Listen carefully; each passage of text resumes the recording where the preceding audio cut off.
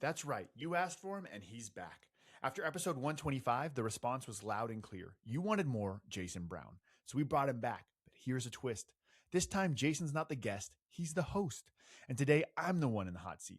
What you're about to hear is me getting asked the questions for once about West Point, the Green Berets, losing everything, and how I went from texting my girlfriend for tuna money to the most joy I've ever had in my life. Fair warning, this one hits a little different. Let's get into it.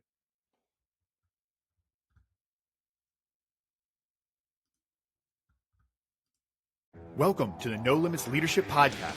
We discuss ancient wisdom, real-world experiences, and the latest concepts on mastering leadership of self and others. If you're committed to maximizing your life and your impact on the world, you're home.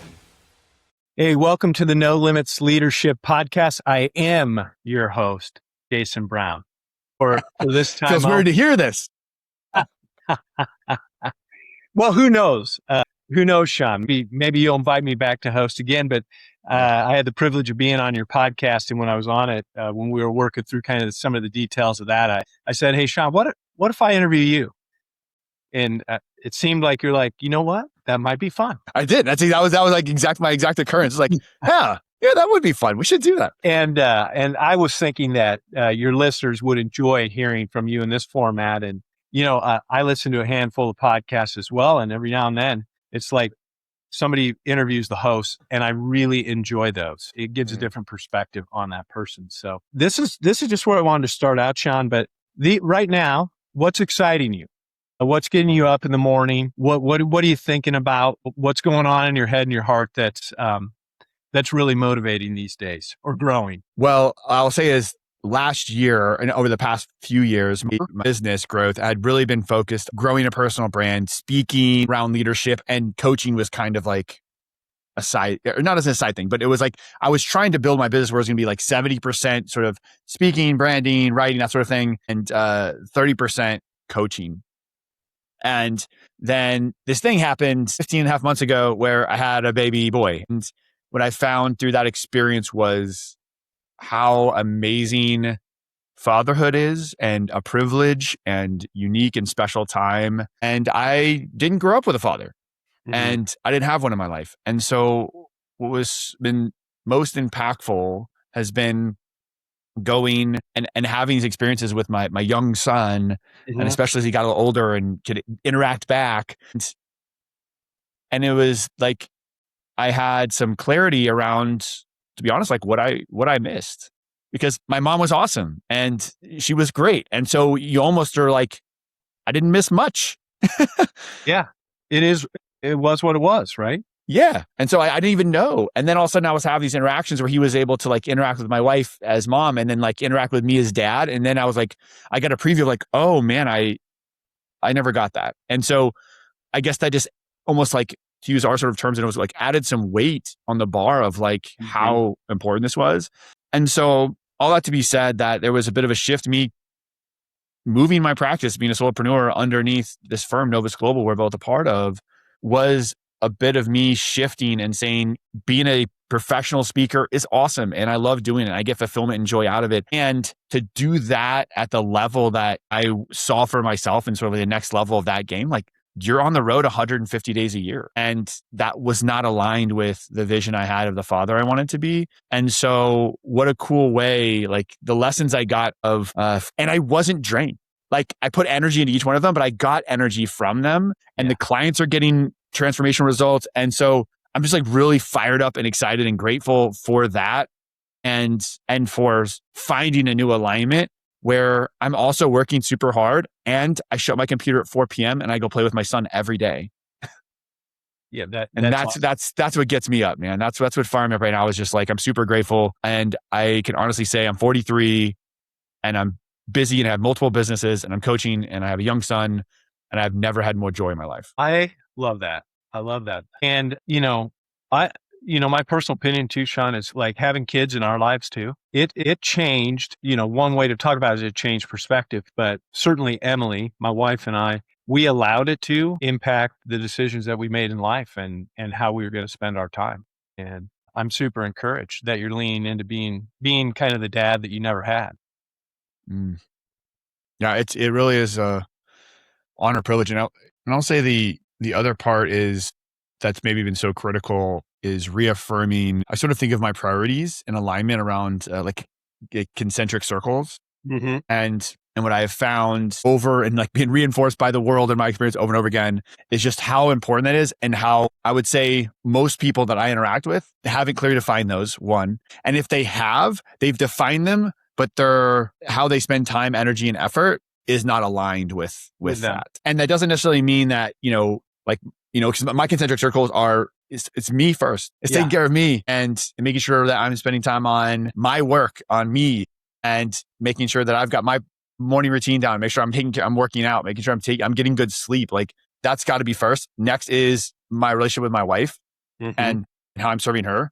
And then it's my son. And there's a distinction there that I think a lot of people, it's very easy if you're not intentional, can get switched, especially I think it can happen all of the time. But what I've seen with myself and my friends, like this early part, the first few years, super easy to be like, it's all about baby and our relationship is second. And then I see, friends as they get older that the same thing happens with kids, maybe as they get to that, like they get involved in activities, right? That like 8, 9, 10, 11, 12 time frame. It's like all of a sudden you turn to taxi cab drivers that are high-fiving. And I see people post online almost like glamorizing that. Like we're in that time where like, I never see my husband or husband wife and we high five. And I just think like, not cool. Like you're going to regret this later. Sean, you're taking us down a rabbit hole here, but can we go down it? Let's do it. Yeah. Yeah, man. So I'm going to riff on what you just said a little bit. And the only thing that gives me authority to do this is that I have a halfway decent relationship with my wife 26 years in. And I think if you were to spend time with our kids, or the people that do spend time with our kids, I don't know, people love to be with them. People love to be in their presence. And so I mention that only to say, I think Emily and I early on were like, there's this interesting balance. And we are talking about leadership here, right? There's this interesting balance between allowing your life to shift in order to prioritize this new little thing that you're in charge of. And at the same time, not allowing that to be like the end all be all of everything that you do. I've spent a lot of time working with parents, working with young families throughout my life. And, it can be a little bit of a difficult path to negotiate where you are saying, you know what, I'm going to allow this being to change how I'm prioritizing my time, but I'm not going to let go of things like my relationship with my spouse, my relationship with my friends, the things I need to do to make myself healthy. So it's a little bit of a dance that you're leaning into right now. It really is. And I'll say, stop. You can't afford to keep operating this way. You're a smart, successful leader. And right now you're stuck. You know it. And that feeling, it's not weakness. That's data telling you something needs to change. Here's the truth. Saying stuck isn't neutral. It's costing you mentally, professionally, every single day. After 10 years coaching C-suite level executives through exactly problems like this, I have built the GAIN framework, and it delivers clarity in just 20 minutes. Sign up for the No Limit Leadership newsletter and get the Unstuck Guide free. The link is in the description. 5 seconds to change everything. Do it now. Just early in this journey, one sort of evolution or revolution of this has been early on, the idea of sort of like leading in my family when my son was young was, I was really in my mind, it was like, if my wife says like, hey, right, wrong, and different, when it comes to most things with my son, like she kind of has and took lead on it. Right. And I think it starts off very early because like, guess what? She's feeding him. Like I can't do that. I don't understand it. Honestly, like I'm in a very clearly support role in like sustaining the life of this child right now. Yes. And so, and as that transitioned out of that, we got into bottles and that sort of thing, like whatever, back and forth through that process, I found because of that, all of a sudden other decisions about him, just like, I was just like, oh, well, she's got it kind of. And in my head, the all with good intent was like, cool, I'll take care of all these other things. Like I'll just move, I'll redirect and like fill the hole here in this team that we're creating. And the feedback I got from her over time was she felt very alone. I'm gonna get emotional now. She felt very alone with my son, and she felt like I wasn't leading the family. And not in a draconian patriarchal way, but I wasn't leading with her. She's like, I would just like when I wasn't involved in decision or shouldn't show interest in these decisions, to her, it wasn't, oh, he's off doing other things, so I can do this. It wasn't division of labor. It was, he doesn't care. Yeah. Yeah. And so that was a huge step that was facilitated though by our commitment to continue to have that conversation. And so it didn't, ruin us or throw into some big thing, but it was a bit of a miss and a pivot.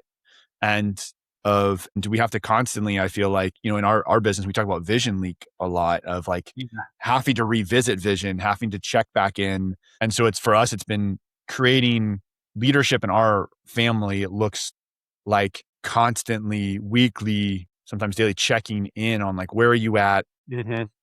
What am I getting? What are getting feedback? Like, where am I dropping the ball? Where would you like to see more of me? Where are we having friction?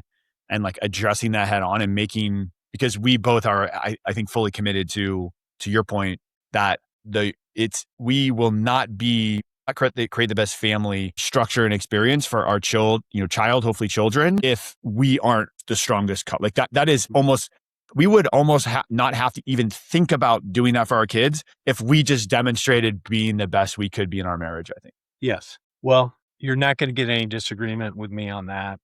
And, I will say, I think that one of the best gifts that we have both given our children is to be growing human beings ourselves, is to be committed to our own personal growth. And so I think that making sure that we ourselves are dealing with, everything that's going on in here. And I'll use some moral language. You're becoming a better version of ourselves. I think that that's one of the best gifts that you or I or anyone else can give their kids. Yeah. And to bring it back on brand, right? Like to your point, like that's leadership of family. And what I would argue is, right, that that same concept is true everywhere. So Yes. Leading your company, leading your family, leading your community, like if you're going to say, I'm going to lead them, that means you are 100% committed to leading yourself better and harder than anyone else.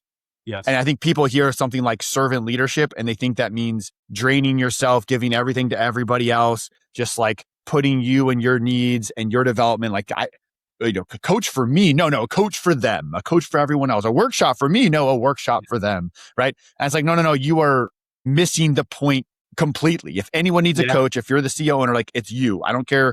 Not the low performer, you are the bottleneck. You are going to show that through your commitment, through your own self-development. And to me, like this is like the foundation of all leadership is that commitment to growth. Yes. Well, so you talked about, a recent, like transformative event in your life. When you look back, and you and I have talked a little bit, and I've heard a little bit of your story, but when you look back, I'd love for you to spend some time sharing with us some of the most transformative events in your life. You've had a really interesting life, Sean, as it occurs to me. You've had a very interesting life. And I'd love to to just give you some space to talk about some of the most transformative events or stages or parts of your life. Yeah. And some of this has only come in the last few years in terms of reflection to be able to even have this conversation, to be honest with you.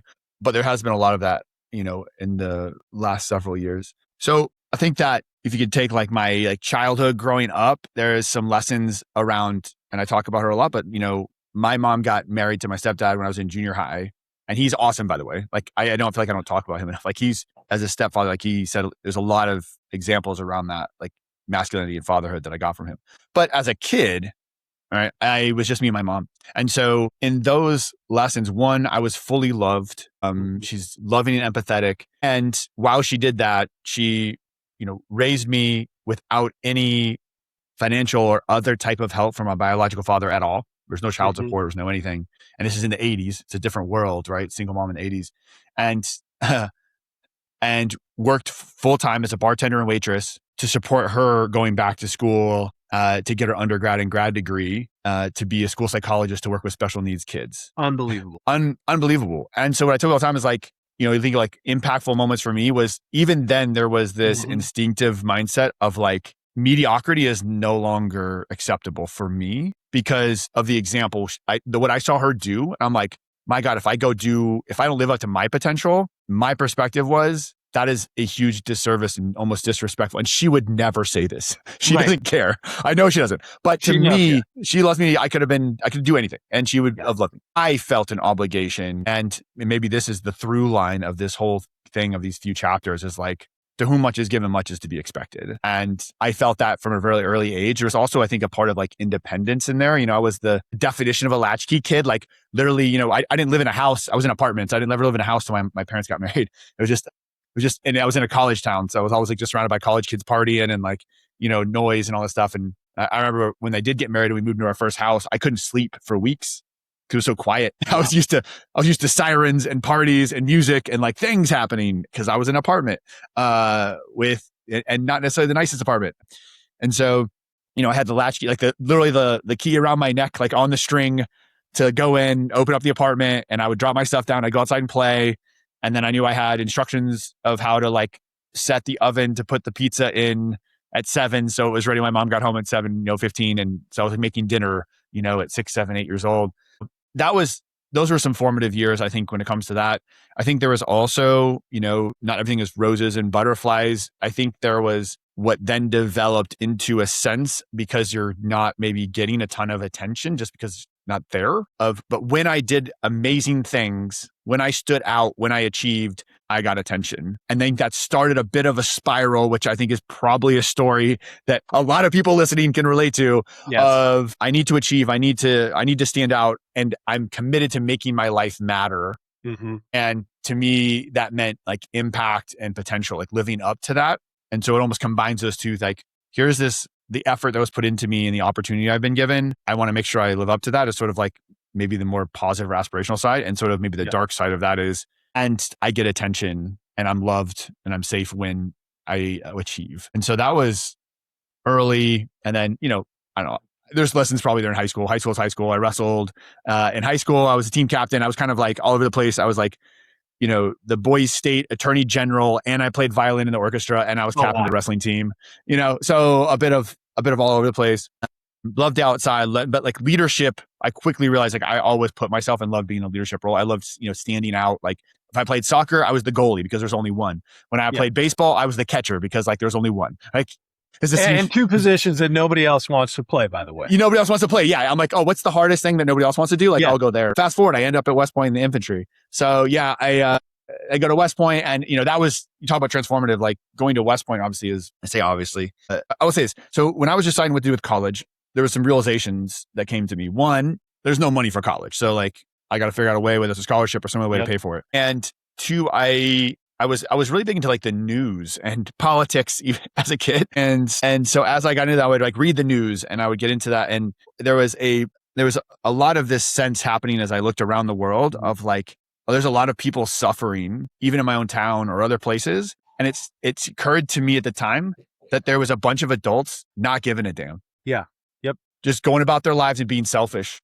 And that bothered me. I didn't understand it. Like I had like cognitive dissonance around that. And then I remember I read a story of there's a bomb that went off at a school bus stop in Israel. And I remember reading that and some kids died, like I'm like, I've been riding the school bus since I was in kindergarten to go to school. And not once have I ever even had the thought that I need to worry that I might get blown up on my way to school. Yeah. And the story now, unfortunately, our country might be on the gun and mass shooting side of this, unfortunately. But at the time it was like, why? Like, why are these kids in that situation and why am I in this situation? Mm-hmm. And it's just trying to like make sense of it. And one of the conclusions was, well, because throughout our history, like when someone came to threaten our way of life, people stood up and said, you have to go through me. Mm-hmm. And so I had a sense even then of an obligation, I guess, again, of how am I going to serve in a way that does the same thing so my kids don't have to worry about that too. Yeah. And so that's where this idea of service came in and the military. And this is like pre 9/11 and all that. So that's where I kind of got me to West Point.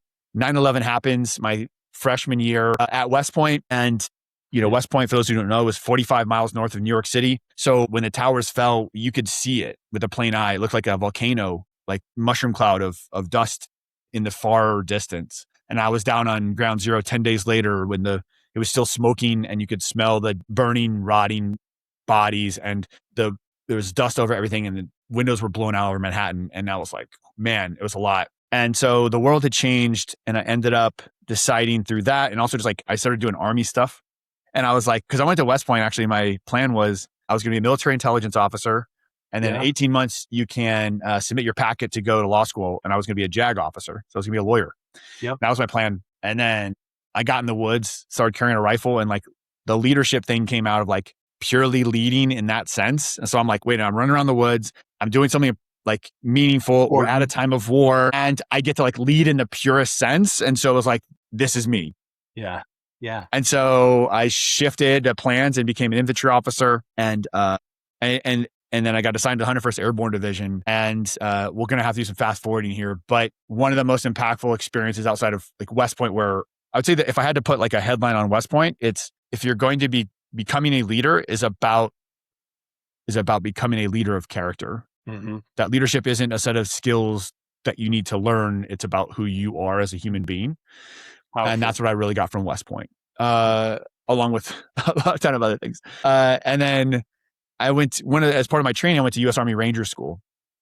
And Ranger School sucks. And if you don't know anything about it, just go watch a few videos. But, you start with 2 meals a day and 4 hours of sleep a night, and it just decreases from there over the next 2 months. And you're out in the woods doing Army training. And so and I started in February. I started on my birthday, February 6th. So we were doing the obstacle courses, and we have to go out first and we'd break the ice so that we could then crawl through it in the mud. And I had a series of unfortunate events that we don't need to go into, but I'm happy to, but just in terms of time, where I ended up having to recycle a few times and wait 30 days to recycle, where I did like manual labor for 30 days. So I was at Ranger School for 5 months. And I had a memory, one of the hardest moments was I was back and I was working the detail to park the cars for the graduation ceremony that I should have been in. Yeah. And so I was watching, brutal, dude. In tears, brutal. Felt like one of the first times in my life I felt like a complete failure. Mm-hmm. And I was really questioning my own ability, who I was. I mean, there was guys I cared about, but that when we went into that class, if you pointed at me and them, you're like, who's going to go straight through? People would point at me for 100% of the time.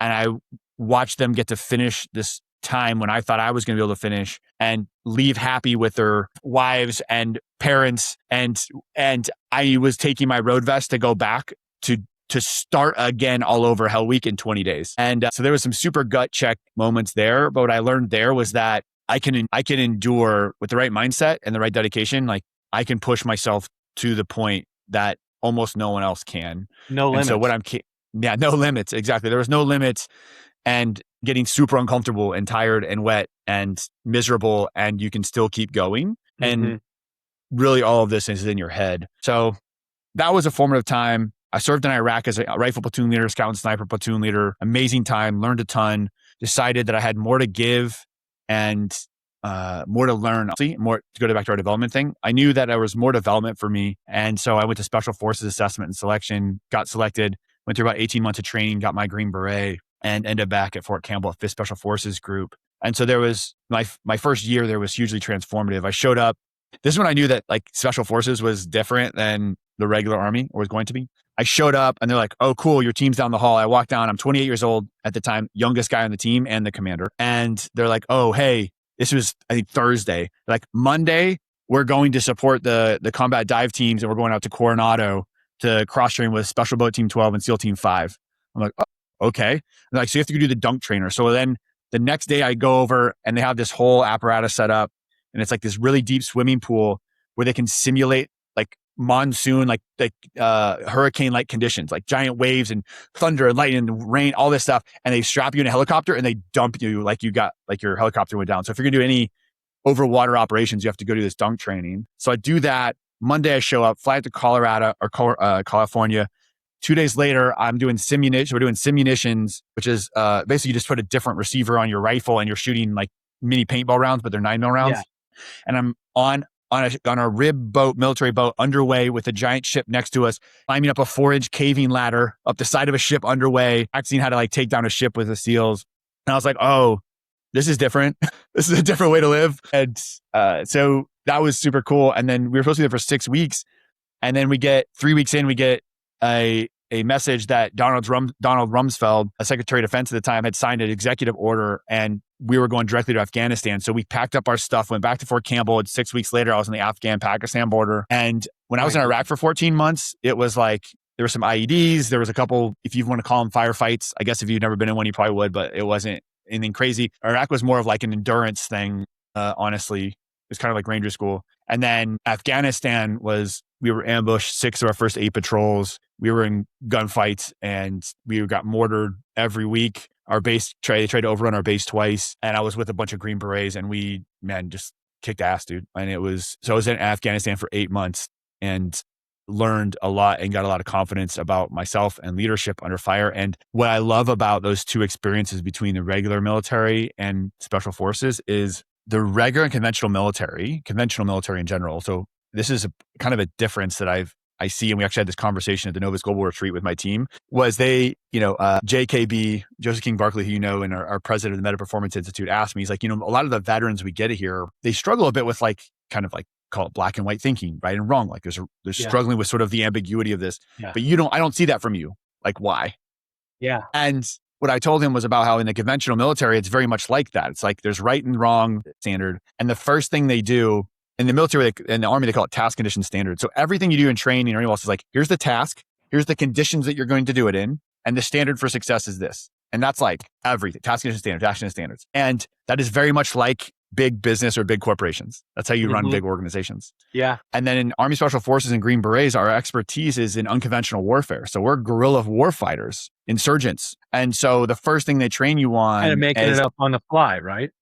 Yeah. Or just like being comfortable in the gray, being comfortable in the unknown. And so when you go to Special Forces selection, what breaks people is the fact that instead of saying, here's what we're going to do a ruck march and you're going to go 12 miles in 3 hours with 45-pound pack plus 4 quarts of water. And that's, 3 hours is success or failure. That's task condition standards. To, all right, you would show up, it'd be like, hey, show up in 15 minutes with your ruck with 45 pounds. So you have that. And they'd be like, or 50 or 60 or whatever. And they'd say, all right, you're going to follow these chem lights or these glow sticks this direction. And then you're going to run into a cadre member. You're going to give them your number and you're going to come back. Standard is do your best. And you don't know if it's about to be 2 miles or 20. And that's what broke people. It was this gray, unknown part. And so what I'm so blessed with is working on the Green Beret team is like working with maybe like our Novus Global coaches or working with just like high agency. It's like working with in the entrepreneurial space with a bunch of founders and startup people who are like, everyone's engaged, everyone's motivated, everyone's working on themselves, everyone is a stud. And so it's like being on a small team of 12 people, you get it, that was amazing. And to be able to lead that was amazing. And the last thing I'll say on this is like here's like when you do battle planning, right? So I know we're talking Army stuff right now. You battle planning and you would look at a bunch of conditions on the ground and you'd say like, what size unit can affect this area, right? So like if you're in downtown Manhattan, it'd be like a block, you would need 100 people or something. But if you're in the plains, you could cover half the state of Kansas with like a battalion of 700 people, right? So conditions change. But however you look at that, usually you would think in terms of like a battalion, which in the regular Army infantry is about 700 soldiers, like that can actually, maybe 400 that would be ground fight plus be frontline.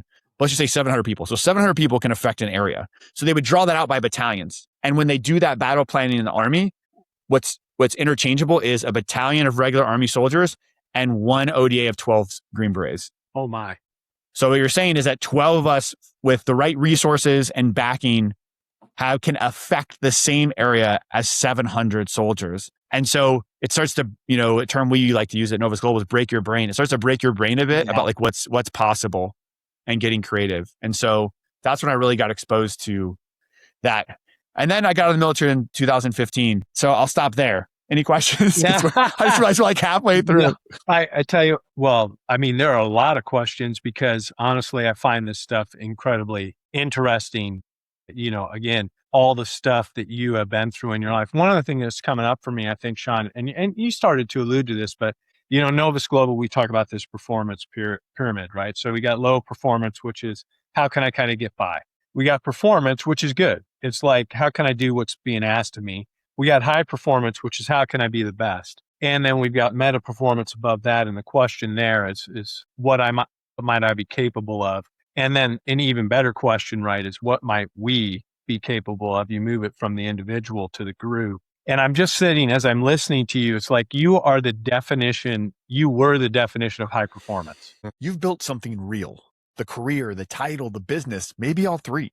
But ever feel simultaneously overwhelmed and bored? Like your calendar is full, your responsibilities keep growing, and yet somewhere deep down, you're no longer expanding. That's the strange reality for a lot of high performers. Not failing, not collapsing, just slowly settling for less than they're actually capable of. Because eventually talent stops being the issue. The real problem is this: nobody in your life is challenging you at the level you actually operate. I spent years sitting across from executives and owners who had every reason to be satisfied and helping them name what they were actually hungry for. A vision call is one focused conversation, no pitch, no program, just clarity on who you're becoming, what you really want next, and what's standing in your way. You don't need more motivation. You need someone who can see what you can't yet. Go to seanpatton.me/vision. That's seanpatton.me/vision and book your call today, because the life you're capable of isn't going to wait forever. Like, I wrestled. And, oh, by the way, I played violin. I know exactly 0 wrestlers I'm from Iowa. So I know wrestlers and I know wrestling. Like we love it here. I don't think I know any that then also played violin. Definitionally high performance. And you threw in some other stuff, I think also you were exploring what you're capable of, but I'd be curious, as you've come into Novus Global, you're carrying stuff with you, but what has changed about the mindset that you're bringing to your work? You talked about, I noticed from an early age that if I achieve, I figure out that I'm valuable. I mean, other people are going to give me the feedback. Like if I achieve it, I'm going to hear from other people like, hey, Sean, you're good. You're something. You're valuable. And Ian, you and I have talked a little bit, but what's changed about your mindset as you've come into the firm and started to coach people? That's a great question. Let me go back and say personal work, coaching that I've had around consciousness, my own exploration, I think set the conditions for me to be prepared to step into a situation like Novus Global and not have like my whole world rocked completely. Right. Yep. Because we got through the chapters, like through the military, 2015. The reality is, like, after that, I started a business and I had that high performer mindset. So I like, how can I be the best? Also, I felt like unstoppable. I still had this belief of like, the answer is just go harder. The answer is just like a high performer mindset. Like, I'm just going to do more. And like, basically the answer is always do more.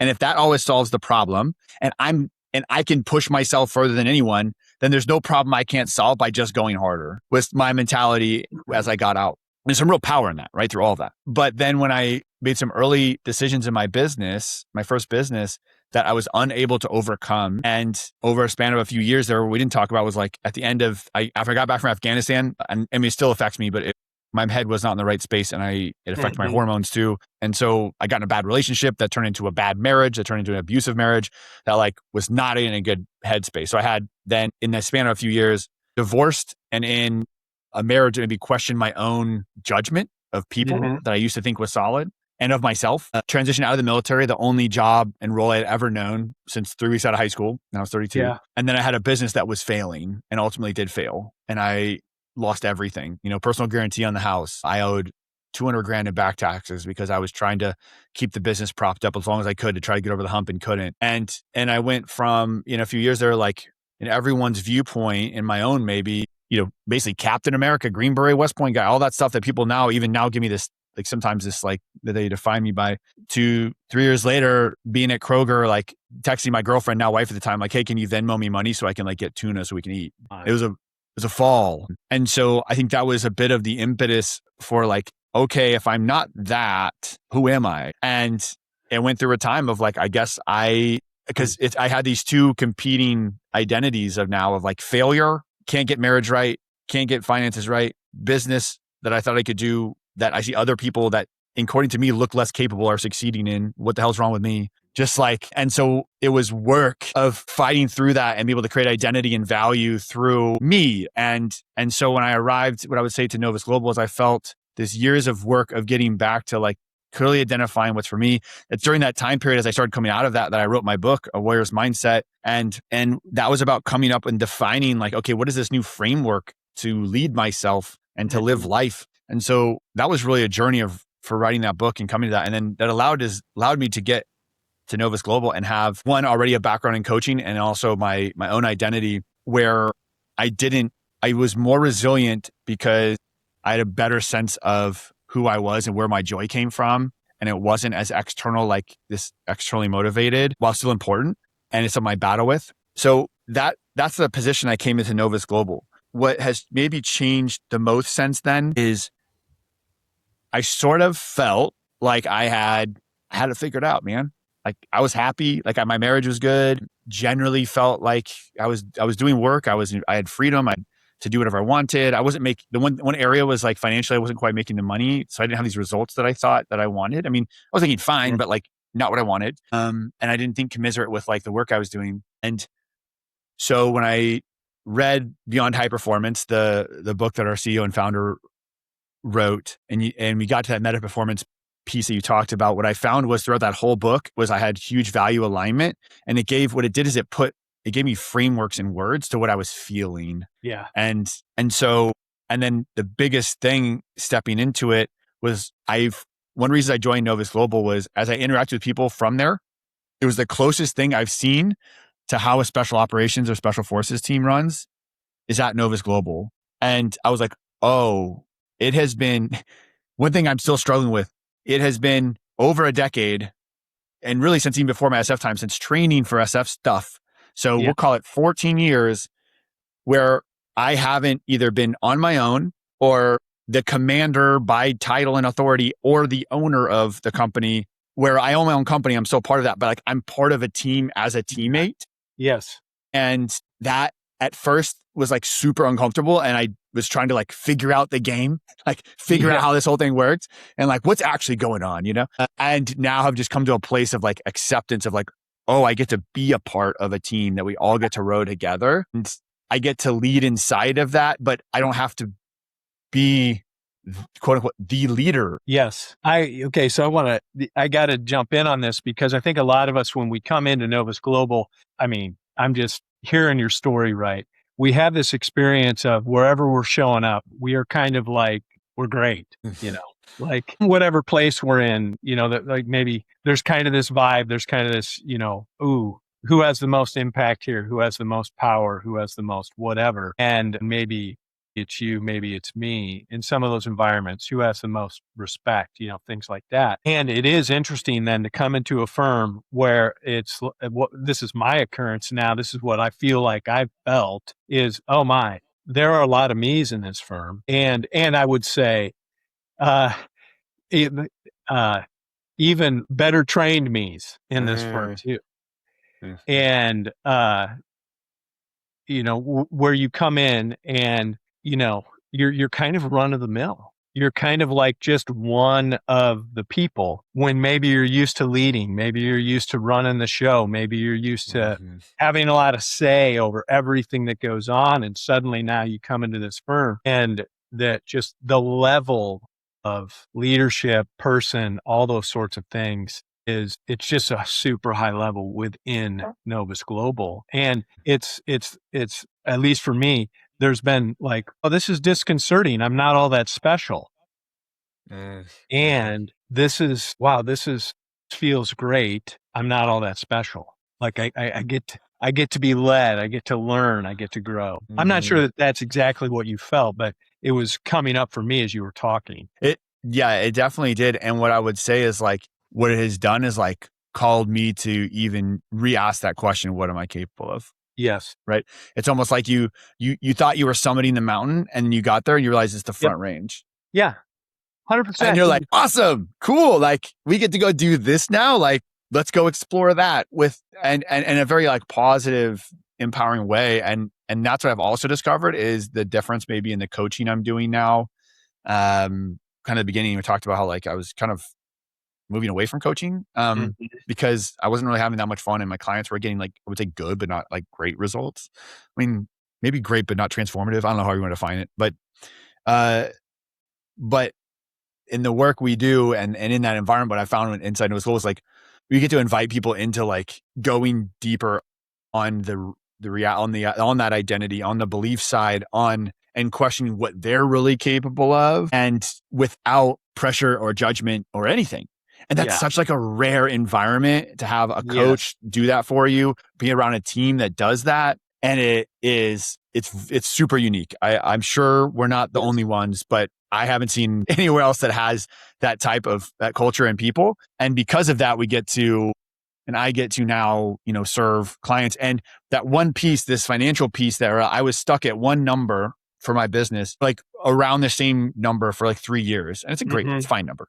But I was just stuck there. And, this would be my first full year inside Novus Global. And I think because I'm called to that more and I'm enjoying it more, one, I'm going to be traveling less than I've traveled the last 3 years. And I'm on pace to 3x what I've ever done. That's unbelievable. Yeah. And that's the group that we get to work with.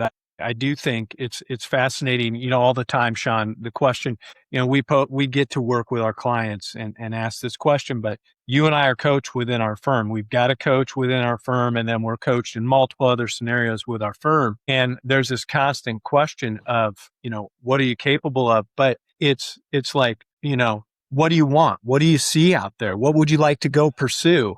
And on the one hand, it's like, at least for me, it's like having that question before me all the time, ever present. That's a new experience for me. And at the same time, it's so good. It's so good to be with a group of people who, when you start to articulate that stuff that's out there, I'm doing this with my hands, they're not going to shut it down. They're not going to, they're going to be right there in your corner and encouraging you, and then helping you get really sober on, okay, who do you need to become to get there? What needs to change about who you are?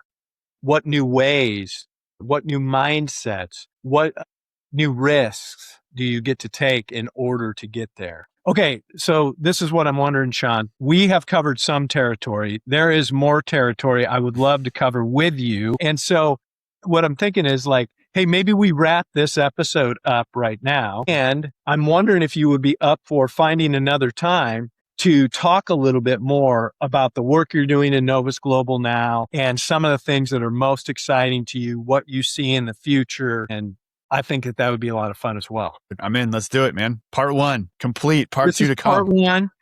And I'm thinking like, with you, it's like there's like 100 more questions that I want to dive into from your past now. Yeah. Hey, we could do that too, man. We'll keep going. Yeah, it's funny. I was at our Novus Global retreat, right? You mentioned we could put in these teams. And so I'm new to the team that I was with, and they were like, all right, 6 minutes to give us your life story so we get to know you better.